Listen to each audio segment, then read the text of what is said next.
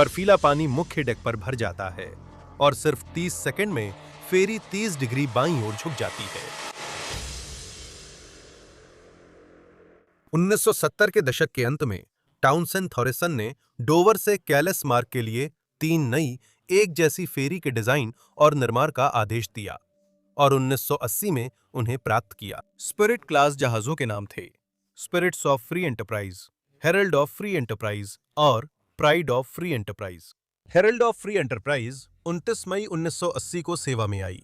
यह एक triple screw रोरो यानी रोल ऑन रोल ऑफ यात्री और वाहन फेरी थी, जिसे ब्रेमरहेवन जर्मनी में बनाया गया था। जहाज को 3 हॉर्स पावर के 12 सिलेंडर डीजल इंजन से शक्ति मिलती थी, जिससे इसकी अधिकतम गति 22 नॉट्स थी। अन्य फेरी ऑपरेटरों से प्रतिस्पर्धा के लिए टाउनसेन थॉरिसन ने हेराल्ड का डिजाइन तेज लोडिंग, अनलोडिंग और तेजी से रफ्तार पकड़ने के लिए तैयार किया। हेराल्ड में ऊपर से नीचे तक 8 डेक थे, जिन्हें ए से एच तक लेबल किया गया था, जिनमें से डेक डी, ई और जी वाहन डेक के रूप में काम करते थे। ई डेक ऊपरी वाहन डेक था, जिसमें आगे मौसमरोधी दरवाजा और पीछे खुला पोर्टल था। जी डेक मुख्य वाहन डेक था, जिसमें आगे और पीछे जलरोधी दरवाजे थे। जहाज में क्लैमशेल बो दरवाजे थे, जिनमें 2 पैनल थे जो साइड में खुलते थे। ऊपर की ओर उठने वाले वाइजर दरवाजे की बजाय क्लैमशेल दरवाजे बो के नीचे थे, जिससे ब्रिज पर मौजूद किसी व्यक्ति के लिए यह देखना मुश्किल हो जाता था कि वे खुले हैं या बंद। डोवर और कैलेस में वाहनों को एक साथ ई और जी डेक पर लोड और अनलोड किया जा सकता था, 2 रैंप का उपयोग करके एक दूसरे के ऊपर, जिसे डबल डेक लिंक स्पैन कहा जाता था। निचला रैंप मुख्य जी डेक तक जाता था और ऊपरी रैंप ई डेक तक। हेरल्ड में बल्कहेड डेक के ऊपर यात्रियों के लिए बंद सुपरस्ट्रक्चर था, जिसमें सुरक्षा और स्थिरता के लिए मौसमरोधी दरवाजे लगे थे, ताकि मौसम की मार वाली तरफ से पानी अंदर न घुसे। और इसमें वाटर टाइट दरवाजे और बल्कहेड्स लगे थे, जहां दोनों तरफ पानी जमा हो सकता था। नौका के आगे वाटर टाइट अंदरूनी बाहरी दरवाजे थे, पीछे सिर्फ एक बाहरी वाटर टाइट दरवाजा था। आगे के दरवाजे हाइड्रोलिक तरीके से चलते थे, जो दोनों तरफ बाहर की ओर घूमकर जहाज के किनारे पर रखे जाते थे। आंतरिक आगे के दरवाजे मुख्य वाहन डेक में पानी घुसने से रोकने के लिए अतिरिक्त अवरोध थे। वे नीचे झुककर खुलते थे और बल्कहेड की वाटर टाइट सील पर बंद हो जाते थे, जो जहाज का मजबूत क्रॉस सेक्शन होता है। हेराल्ड को जीवन रक्षक उपकरणों से अच्छी तरह से सुसज्जित किया गया था और चालक दल ने आपातकालीन प्रक्रियाओं के लिए प्रशिक्षण लिया था, ताकि वे 30 मिनट के भीतर जहाज को खाली कर सकें। हेराल्ड न सिर्फ नियमों का पालन करता था, बल्कि कानूनी जरूरत से ज्यादा उपकरण रखता था। हेराल्ड व उसकी 2 बहन जहाज डोवर से कैलेस मार्ग के लिए बने थे। उन्हें शक्तिशाली इंजनों से लैस किया गया था। रोरो फेरी तेज गति से चैनल पार करने के लिए तेजी से गति पकड़ने में सक्षम थीं। उन्हें इस तरह से भी डिजाइन किया गया था कि वे अपने यात्रियों और वाहनों को जल्दी से उतार सकें, फिर वापसी यात्रा के लिए यात्रियों और वाहनों को जल्दी से चढ़ा सकें। जहाजों के सेवा में आने पर टाउनसेन थॉरिसन को डोवर और बेल्जियम के ज़ीब्रुगे के बीच नया मार्ग मिला। तीनों स्पिरिट क्लास जहाजों ने इस नए मार्ग को अपनाया, लेकिन ज़ीब्रुगे में लोडिंग के लिए इस्तेमाल होने वाला लिंक स्पैन स्पिरिट क्लास जहाजों के लिए डिजाइन नहीं किया गया था। इसमें सिंगल डेक रैम था, जिससे डेक ई और जी को एक साथ नहीं बल्कि क्रम से लोड करना पड़ता था, और रैम को इतना ऊंचा नहीं उठाया जा सकता था कि वो ई डेक तक पहुंच सके। इसलिए जहाज को बैलास्ट लेना पड़ता था, ताकि उसकी नाक पानी में नीचे चली जाए, जिससे जहाज इतना डूब जाए कि रैंप ई डेक तक पहुंच सके। क्योंकि जहाज एक बार में केवल एक ही डेक लोड कर सकता था, इसलिए लोडिंग और अनलोडिंग के लिए केवल 2 डेक अधिकारियों को नियुक्त किया गया था, जबकि कैले या डोवर में 3 अधिकारी होते थे। और इसी वजह से ज़ीब्रुगे में डेक अधिकारियों की जिम्मेदारियां कैले में उनकी जिम्मेदारियों से अलग तरीके से व्यवस्थित की गई थीं। डोवर से कैले के मार्ग पर जहाजों पर 4 अधिकारियों का दल होता था, एक मास्टर, 2 चीफ ऑफिसर और 1 सेकंड ऑफिसर। लेकिन डोवर से ज़ीब्रुगे मार्ग के लिए केवल 3 अधिकारियों को नियुक्त किया गया था, एक मास्टर, एक चीफ और 1 सेकंड ऑफिसर। जब द हेराल्ड ने ज़ीब्रुगे सेवा शुरू की, तो 5 शिफ्ट रोटेशन में बटे डेक अधिकारियों की कुल संख्या 15 से घटाकर 10 कर दी गई। अतिरिक्त 5 क्रू मेंबर्स को बेड़े के अन्य हिस्सों में तैनात किया गया। जब हेरल्ड फिर से कैले सेवा पर लौटा, तो उसके मूल अतिरिक्त 5 अधिकारियों को जहाज पर वापस भेजने के बजाय मरम्मत में लगे जहाजों से अधिकारियों को हेरल्ड पर तैनात किया गया। इससे अधिकांश अस्थायी अधिकारियों को कम जिम्मेदारियां मिलीं। उनकी मुख्य चिंता जहाज को लोड करना और डोवर और कैले के बीच सुरक्षित रूप से यात्रा करना था। वे उपकरणों की जांच करने या जहाज का प्रबंधन करने में कम शामिल हो गए, क्योंकि ये उनकी जिम्मेदारियों का हिस्सा नहीं था, जिसका मतलब था कि रखरखाव, सुरक्षा जांच, क्रू प्रशिक्षण और जहाज का सुचारू संचालन सभी प्रभावित हुए। 6 मार्च 1987 को सर्दी के अंत में हेरल्ड ज़ीब्रुगे बंदरगाह में लोड होना शुरू करता है। हेराल्ड के बलास्ट टैंक धनुष पर भरे जाते हैं ताकि ई-डेक लोडिंग के समय धनुष नीचे रहे। 17:40 पर लोडिंग पूरी होते ही रैंप को जी-डेक पर शिफ्ट कर देते हैं। मुख्य अधिकारी आदेश देते हैं कि बलास्ट टैंक को पंप करके खाली किया जाए ताकि धनुष को ऊपर उठाया जा सके। पानी पंप कर जहाज को उसके सामान्य संतुलन में लाने में 1 घंटे से ज्यादा लगेंगे। शुक्रवार रात ज़ीब्रुगे से डोवर की इस यात्रा में काफी यात्री हैं। जहाज पर सवार कई यात्री डोवर लौट रहे हैं। कुल यात्रियों की संख्या 459 है और चालक दल के 80 सदस्य हैं। जहाज की सूची में कुल 539 लोग दर्ज हैं। वहां 81 कारें, 3 कोच और 47 मालवाहक ट्रक हैं। हेराल्ड को चालक दल सहित कुल 630 लोगों को ले जाने की अनुमति है, इसलिए यात्री सूची जहाज की सीमा के भीतर है।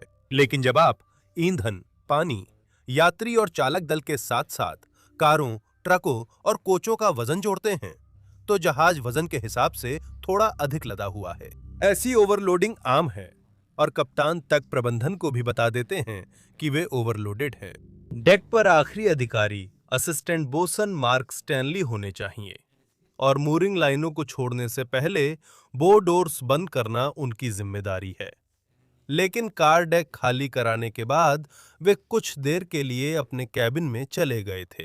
हार्बर स्टेशन की कॉल बजने और मूरिंग लाइनों के छूटने पर भी स्टैनली कैबिन में सोते रहते हैं। चीफ ऑफिसर लेस्ली साबेल को डेक पर रहना चाहिए ताकि बो डोर्स बंद हों, या फिर उन्हें स्टैनली से रिलीव किया जा सकता है, जो भी पहले हों। लेकिन उन्हें हार्बर स्टेशन के ब्रिज पर जाना है, इसलिए वह जी-डेक छोड़ देते हैं जबकि बो डोर्स खुले हैं। उन्हें भरोसा है कि असिस्टेंट बोसन जल्द ही अपने कैबिन से लौट आएंगे। टेरेंस साइलिंग, पहले बोसन, डेक पर आखिरी व्यक्ति हैं, लेकिन दरवाजे बंद करना उनकी जिम्मेदारी नहीं है और उन्हें पता नहीं चीफ ऑफिसर जा चुके हैं या असिस्टेंट बोसन ड्यूटी पर नहीं है। व्हील हाउस में कप्तान David Lewry, Herald of Free Enterprise के कप्तान, मानते हैं कि दरवाजे बंद हो चुके हैं। ब्रिज पर अपनी स्थिति से वो दरवाजों को देख नहीं सकते। व्हील हाउस में कोई इंडिकेटर लाइट नहीं है जो उन्हें समस्या के बारे में सतर्क करे, और चीफ ऑफिसर साबेल को अगर दरवाजों में कोई समस्या हो तो उन्हें चेतावनी देनी चाहिए, लेकिन साबेल कुछ भी नहीं बताते।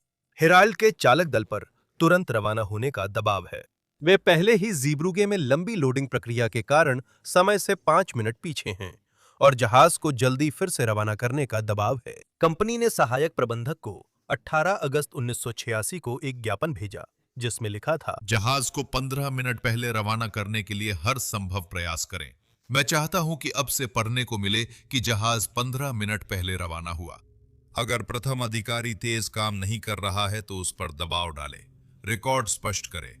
ज़ीब्रुगे से देर से निकलना स्वीकार्य नहीं। हमारे यहाँ जहाज 15 मिनट पहले निकलना चाहिए। ज़ीब्रुगे में लोडिंग खत्म कर हेराल्ड प्रस्थान प्रक्रिया शुरू करता है। ये 18:05 पर नंबर 12 बर्थ से दूर जाना शुरू करता है। यह डॉक से पीछे निकलता है, फिर केनेडी कुएं के अंत में दाहिनी ओर मुड़ता है। अपना मोड़ पूरा करने के बाद यह 14 नॉट्स की गति से बंदरगाह के बाहर की ओर चलता है। मौसम अच्छा है, हल्की पूर्वी हवा चल रही है और हल्की लहरें हैं। इंजन चालू होने के लगभग 20 मिनट बाद 18:24 पर हेराल्ड बंदरगाह के बाहरी तटबंध से गुजरता है। हेराल्ड देर से है और कप्तान लूरी समय की भरपाई के लिए उत्सुक हैं। वो जहाज की गति सीमाओं की अनदेखी करते हैं जो बोस्पेट पर पानी आने से रोक सकती थीं। जब जहाज का आगे का हिस्सा नीचे झुका हुआ है, हेराल्ड अपनी गति 14 नॉट से बढ़ाकर 19 नॉट कर देता है। जहाज का आगे का हिस्सा, जो पहले से ही पानी में नीचा है, पानी की सतह के नीचे और गहराई तक चला जाता है, जिससे आगे उठने वाली लहर की ऊंचाई बढ़ जाती है। उथले पानी में जहाज पर एक बल लगता है, जिसे स्क्वॉट कहा जाता है। जब पानी जहाज के नीचे से गुजरता है, तो उथले पानी में वह तंग जगह में दब जाता है, और जैसे ही पानी की गति बढ़ती है, वह कम दबाव बनाता है, जो जहाज को और नीचे खींच लेता है। फेरी का आगे का भाग पानी में नीचा है और स्क्वॉट प्रभाव से और गहरा हो जाता है। आगे के दरवाजे खुले होने पर बर्फीला समुद्री पानी बोस्पेट के ऊपर से मुख्य डेक में बह जाता है। अधिकांश जहाजों को वाटर टाइट कंपार्टमेंट्स में बांटा जाता है, लेकिन हेरल्ड जैसी रोरो फेरी में वाहन डेक एक लगातार खुली जगह होती है।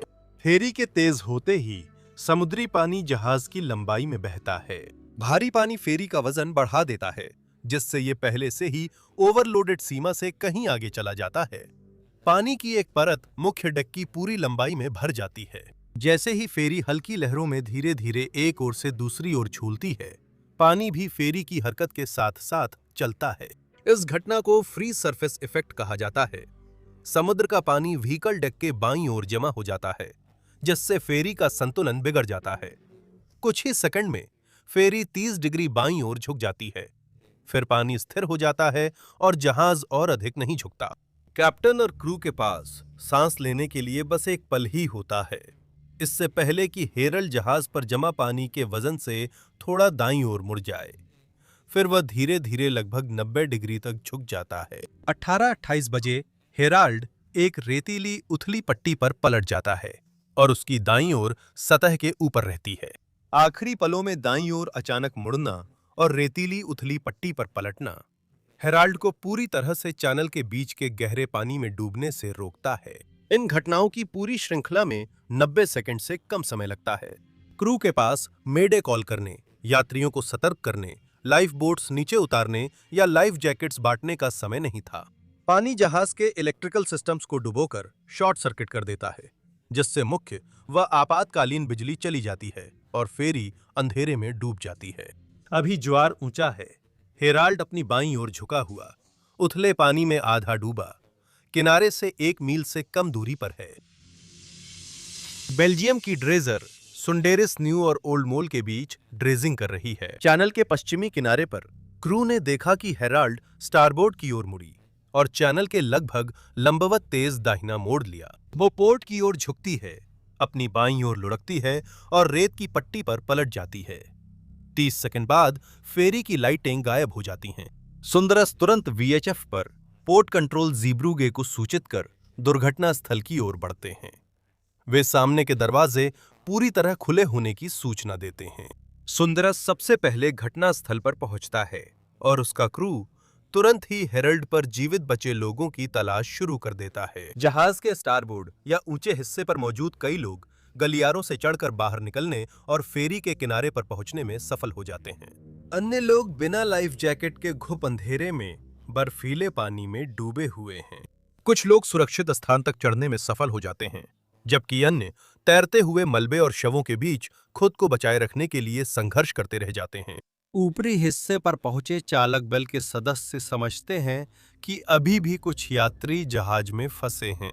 उनकी ट्रेनिंग का मुख्य उद्देश्य था कि जहाज खाली कराने, लाइफ बोट्स उतारने और सभी को सुरक्षित उतारने के लिए कम से कम 30 मिनट मिले। चालक दल इस स्थिति के लिए तैयार नहीं है।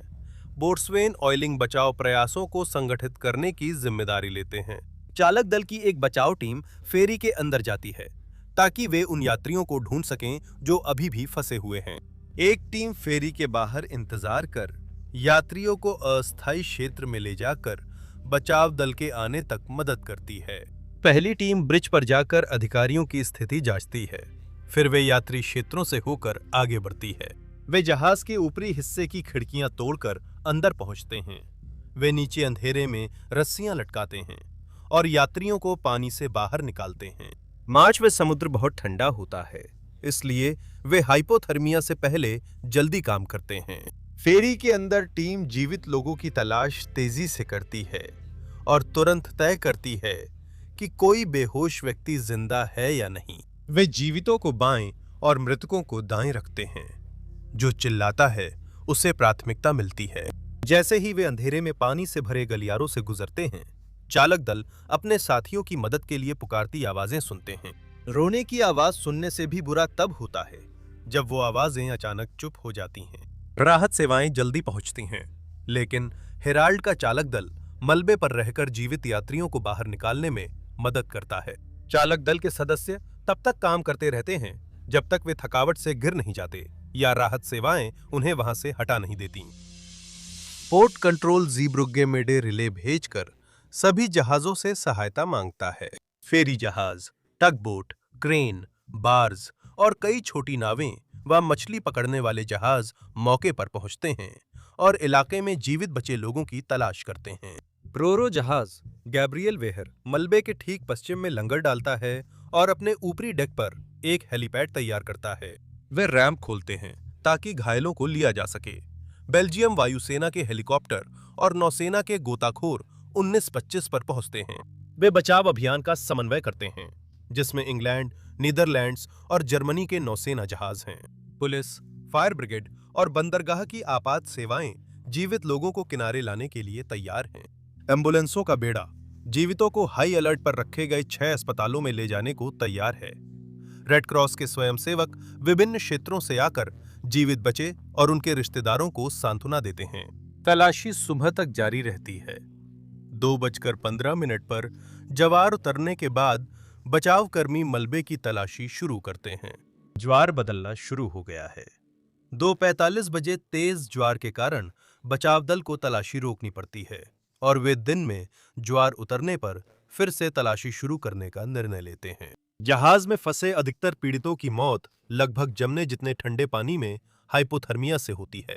कोस्ट गार्ड, नौसेना और नागरिक बचाव के बावजूद जहाज के 1/3 से ज्यादा लोग बच नहीं पाते। 193 लोगों की मौत होती है, जिसमें चालक दल के 80 में से आधे शामिल हैं। ज्यादातर पीड़ित ब्रिटिश नागरिक हैं। लगभग सभी की मौत डूबने या हाइपोथर्मिया से होती है। अप्रैल 1987 के अंत में हेराल्ड को फिर पानी में तैराया गया और फ्लेसिंगन हार्बर नीदरलैंड्स के यार्ड में ले जाया गया। पहले जहाज की मरम्मत कर सेवा में लाने की योजना थी, पर खरीदार नहीं मिला, इसलिए हेराल्ड कबाड़ में बेच दिया गया। टाउनसेंड टूरिस्टन की ब्रांडिंग पर पेंट चढ़ाकर उसे ढक दिया गया ताकि जहाज ताइवान के एक कबाड़खाने तक अपनी अंतिम यात्रा कर सके। अक्टूबर 1987 में कोरोनर की जांच में जूरी ने 187 लोगों की गैरकानूनी हत्या का फैसला सुनाया। कंपनी में काम करने वाले 7 लोगों पर घोर लापरवाही से गैर इरादतन हत्या का आरोप लगाया गया और operating company P&O European ferries पर कॉर्पोरेट गैर इरादतन हत्या का आरोप लगाया गया। लेकिन मामला तब खत्म हो गया जब जज ने जूरी को कंपनी और 5 सबसे वरिष्ठ आरोपियों को बरी करने का निर्देश दिया। मर्चेंट शिपिंग एक्ट 1979 के अनुसार यह कोई अपराध नहीं है कि कोई रोरो फेरी अपने बोडोर्स खुले हुए समुद्र में जाए। तब से ऐसे जहाजों के डिजाइन में कई सुधारों को नियमों में शामिल किया गया है। बो पर संकेतक होते हैं जो दिखाते हैं कि बोडोर्स खुले हैं या नहीं। जहाज के आगे के बो हिस्सों में जल रोधक रैंप लगे हैं और जल निकासी फ्लैप वाहन डेक से पानी बाहर निकलने देते हैं। 1990 में वाहन डेक और वाटरलाइन के बीच की ऊंचाई के नियमों को 76 सेंटीमीटर से बढ़ाकर 125 सेंटीमीटर कर दिया गया, सभी नए रोरो जहाजों के लिए। कुछ जहाजों ने बो डोर कॉन्फ़िगरेशन को पूरी तरह हटा दिया है और केवल रियर डोर डिजाइन का इस्तेमाल करते हैं। नई अंतर्राष्ट्रीय समुद्री संगठन की नियमावली लागू है, जो यात्री रोरो जहाज पर इतनी लंबाई के खुले अविभाजित डेक की अनुमति नहीं देती। हेराल्ड के दोनों सिस्टर शिप्स ने सेवा से रिटायर होने और 2012 और 2015 में स्क्रैप होने से पहले लगभग 2 दशकों तक संचालन किया। एक और आपदा देखने के लिए अभी स्क्रीन पर दिख रहे वीडियो पर क्लिक करें।